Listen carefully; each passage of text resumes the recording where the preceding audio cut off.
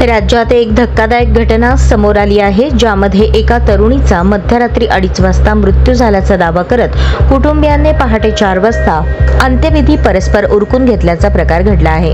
मात्र या घटनेवर संशय आल्याने पोलिसांनी या प्रकरणी घटनास्थळी भेट देत गुन्हा दाखल केला।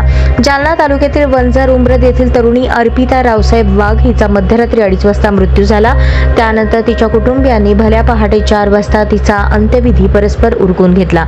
मात्र या गोष्टीची खबर पोलिसांना मिळताच तालुका जालना पोलीस आणि स्थानिक गुन्हे शाखा पोलिसांनी सकाळी स्मशानभूमीत धाव घेतली, तेव्हा मृतदेह जळत होता।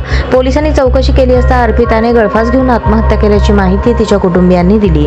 मात्र आत्महत्या झाल्यानंतर पोलिसांना कोणतीही माहिती न देता परस्पर मृतदेह जाळल्याप्रकरणी चौकशीसाठी मयत तरुणीचे वडील आणि तिच्या 2 भावांना पोलिसांनी ताब्यात घेतले आहे। तर या प्रकरणात तालुका जालना पोलीस ठाण्यात अकस्मात मृत्यूची नोंद करण्यात आली असून परस्पर मृतदेहाची विल्हेवाट लावल्याप्रकरणी गुन्हा दाखल करण्याची प्रक्रिया सुरू आहे।